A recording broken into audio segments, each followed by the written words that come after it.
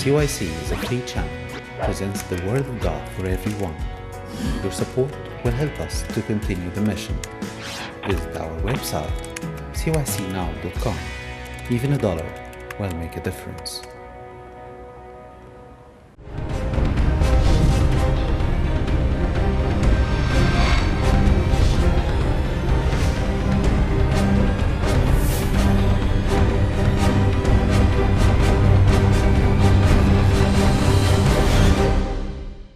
Hey guys, so I'm going to talk about the college essay.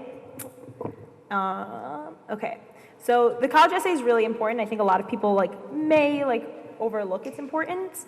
So the key idea here is that it's all about you and it's a way for you to shine. As stressful and worrisome as the college essay writing process may be, you should be thankful for an opportunity to demonstrate who you are to college admissions officers, because the things that you give into colleges are your transcript and your resume with your list of extracurricular activities, and these are very two-dimensional things. And so I think the essay is a place where you can demonstrate your character and your vibrance and give them a sense of who you are. It's especially important for schools where they don't interview applicants. So I applied to a bunch of schools where they did interview me and a bunch of schools where they didn't. So especially in the cases of where they're not interviewing you, it's important that you can make an impression about yourself. Oh, sorry. Yes. Okay. And the idea that you're conveying your personality, it's important because personality is important, and colleges want to pick people who will fit in really well on campus, and will be the leader of that club, and then will run the newspaper when the current editor leaves. Will get along with students in study groups, so things like that. And like I said, it tells things about you that your transcript, your grades, and then your resume, your list of extracurriculars can't. And then also it shows how you think and write, because I think these are important skills in college. Can you write a paper? Can you think effectively? And I think the college essay can demonstrate that. So my tried and true technique, and I think that a lot of people should adopt this technique, because there are lots of ways to miss the mark with college essays. But what I did for all my essays, and I wrote a bunch of essays, was that I would start with a single story, and so I'll elaborate. But basically, it was I would start with a story, and then I would explain its significance, what it says about me, what it says about how I think about the world, things like that. So for example, you start with a single story about an experience, or it can be a description of an event, a person, or a place. And then, like I said, explain what it says about you, what you learned from it, what you're trying to show by it. So, some examples that I thought about, and I'll read parts of my essay later to see so you guys can see what I wrote about. I think it's a pretty good example of a college essay.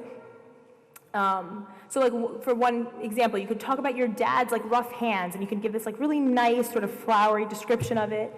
And then, how that illustrates how hardworking he is in his job as, a truck driver, a carpenter, plumber, whatever it is.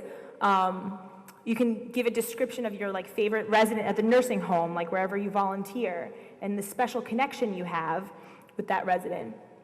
And then something you observed maybe, so maybe you watched two people interacting, or you witnessed something and then it had an impact on you. So if you start with a nice description or a nice story, college admissions officers are going to be compelled. They're going to want to read more and be curious. What is the significance of this random story that you're telling me? You can you can take it in any direction you want. I just think that that method of having a story and then explaining it always works, because it's really easy. I've read a lot of college essays, because people have me check them over, and people who sort of ramble in a non-effective way. You want to really have it be really nice and clean. So in terms of topic selection, what do you think you want to write about? You definitely want to show something great about yourself. So you need to sit with yourself and say what are my positive qualities? Am I really, am I really friendly? Am I really kind? Am I really committed to what I do? So I'll go into that later, but the important thing here is to pick something of personal relevance. You don't want to write about current events or something historical, about what's going on in Egypt. None of that. You want to write something really personal, on the ground level, about you. Be authentic, which is good advice in college applications in general.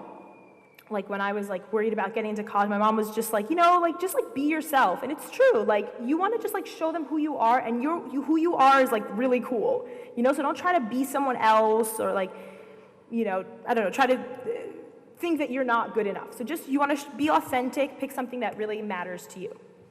And like keep it simple too. Sometimes the simplest things can show that you're really insightful and thoughtful about the day-to-day. So like a couple of topics, and I'll show you more examples later, but maybe like a great conversation with a friend. A memorable day at the museum with a friend. That was one of my essays. It was about like a day hanging out with Agnes actually, and we were just like at the museum, and then started raining out, so we ended up sitting there for like an hour and a half just chatting, and I remember exactly where we were in the museum, and every time I passed that spot, I remember that conversation, or an experience at your after-school job, like, something really simple and like normal and boring, but like if you can write something creative about it, like it's going to be really interesting. Okay, so again, like I was saying, what is something that you want to convey to college admissions officers about yourself? So one would be that like you're a really good leader in a certain group on campus. Maybe you're really committed to your volunteer work at the nursing home, the hospital, the church, like soup kitchen, food drive, whatever. And like a particular character trait, maybe you're really compassionate, honest, thoughtful, observant. And then try to stand out too. So you don't want to pick like overdone topics. There are certain topics that have just been done like too much, and it's very easy to mess them up, like something like a death. Like so many people have done that. Also, it's really easy to mess it up. So you want to try to stay away from like talking about a death of like a family member or loved one. Don't, like if you're writing things for like, medical programs, you don't want to write that you want to help people. You want to be a doctor because you want to help people. It's been done before. Everyone wants to help people. Try to pick something interesting. You need a unique angle. Lessons from the less fortunate or homeless. Again, really easy to mess up. Also has been done before. We understand, yes, I'm so blessed and privileged. Like, it's been done. And then a famous person who you admire, because it doesn't show me who you are. Like if you're writing about like, I really admire Abraham Lincoln for such and such, like I want to know about you. You never interacted with this person, and as an admissions officer, I want to see like how you deal with people. So examples of good topics would be like a good transformative conversation, like I said, be a coach or a teacher who had like a really important impact on you. How you change over the course of high school, maybe like some sort of transformation in your life in terms of thinking, but you don't ever want to show like, before I used to be so judgmental and now I'm not. You never want to show like a negative side of you. Maybe you transformed from an introvert to an extrovert, and you enjoy your life much better this way, whatever it is. Because introvert is not a bad starting point, whereas like judgmental is a bad starting point. Maybe you could write about like a special hobby. You could write about a good book that had an impact on you. Like again, try not to like be cliche, but like that could be really cool, like that you like befriend, maybe you felt like you were friends with one of the characters in the book, something like that. Okay, so in terms of execution, right, so you've picked your topic, also ask your parents to help you pick topics. Sometimes they're really helpful and they know cool things about you that you don't realize are interesting about yourself. So now you've picked the topic and you're going to actually write the college essay. So like I said, start with the story, then explain significance. It's important also not to fluff it up with unnecessary words. You want to get straight to the point. Also show, don't tell. This is like good writing technique in general. Like show, don't tell. Don't tell me like, and then I learned from this that. You just want to tell me, like show, like you want to show me through the story and then through your thinking after what you learned. Don't use quotes also. That's like a cliche thing. Like don't use quotes like, a famous person once said, don't do that. I want to hear you speak. I don't want to hear someone else speak. That's different than dialogue though. If you have like a story and you have dialogue happening, that's different than like having a quotation. And then I said this is not the place to use big words that you haven't used very often, because sometimes I get people sending me college essays and like, they use big words, which is fine, but like there are certain connotations to words, and if you misuse a word and like use the wrong connotation, you'll sound silly. So just try to be simple, speak, normally, professionally. Okay. And then finishing touches. So give yourself a lot of time to write the college essay. Because I went through multiple revisions of each one, and I think writing in general requires multiple revisions. So you write it, let it sit for a couple of days, revisit it. Again, good writing technique for like anything. Have your English teachers look over your essays too. That's like probably my biggest piece of advice, because my English teachers were really amenable to like meeting with me after school or before school to like look it over, and it would help to have like a good trained eye reading my essay, and then I would revise it and then bring it back, revise it maybe one more time, bring it back, and it felt really good to have the approval of an English teacher. And have as many people as you can read over it. Even my parents, like their English is not very good, but my mom could tell me, she'd be like, like you need to tell me a little bit more about why, or like support this idea a little bit more. It's not about the language, but she could tell, she's like, I want to hear more about this side of, so that's helpful. Have your friends read it. They can tell you whether it's a true impression of you or not. And then stay within the word limit because they don't want to read really, really long essays.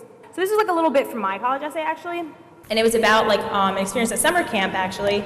There was like one little boy and I was like, Sid, I'll read it to you. So this is an excerpt from that intro section where I'm telling my story, and you'll see like I try to make it interesting, and so like the person's like listening to it and like reading it and wanting to hear more, like what is the importance of this, and again just trying to create like a nice like visual for the person. So at the end of a thoroughly pleasant day, we all boarded the school bus, ready to head back to church from our adventure. We were at the zoo that day, so I said that early in the essay.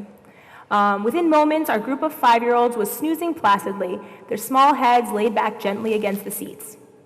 Sitting next to 2 little boys, I surveyed the napping children, my neck craning and stretching to make sure that each child was buckled up comfortably. While looking around, I felt a little head alight softly on my shoulder. Alight means like to sit down, like when a bird alights on the tree.